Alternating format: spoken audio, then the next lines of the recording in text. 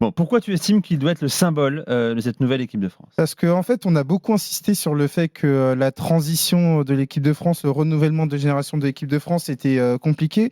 Mais moi, j'ai envie de voir que dans cette transition, il y a quand même des choses positives à mettre en avant.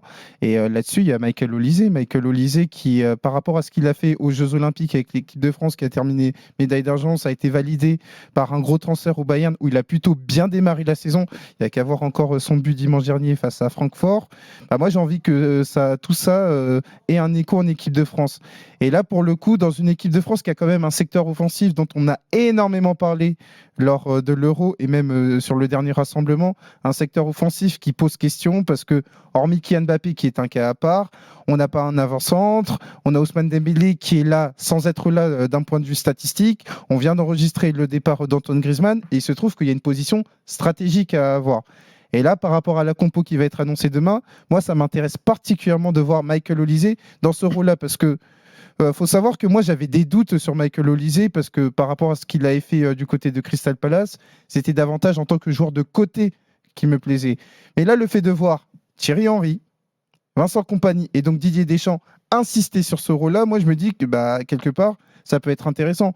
Et vu ce qu'il a fait avec le Bayern la semaine dernière avec un but contre Francfort, moi je me dis que ça peut être intéressant parce que ça peut pallier à un manque de buts, parce qu'on sait qu'on a un dossier très important avec le numéro 9 et que Michael Olise, qui n'est pas nécessairement un numéro 10 de tradition, il peut pallier ça avec sa capacité à attaquer l'espace et surtout dans le storytelling, parce que c'est ce qui nous intéresse, le storytelling, c'est qu'on va avoir des joueurs, des nouveaux joueurs sur lesquels s'appuyer. Et moi c'est quelque chose qui est très intéressant parce que pour s'identifier à l'équipe de France, il faut avoir des personnages. Moi, j'insiste là-dessus. Oui. Et Michael Olise, en tant que nouveau personnage, qui est un peu un personnage qui est un peu sorti Avec de son nulle part. accent british et tout. Exactement, parce qu'on ne l'a pas vu grandir en Ligue 1, on l'a vu grandir davantage du côté de Crystal Palace, donc on apprend à découvrir Michael Olise. Et avec cette nouvelle génération qui est en train d'arriver, la génération Olympique 2024, moi j'ai envie de voir Michael Olise être le leader de cette nouvelle génération, d'être le symbole de cette nouvelle génération. Et je serai particulièrement attentif à ces matchs de Ligue des Nations qui, pour moi, dans ce processus de renouvellement de génération, sont très importants, avec Michael Olise en fer de lance.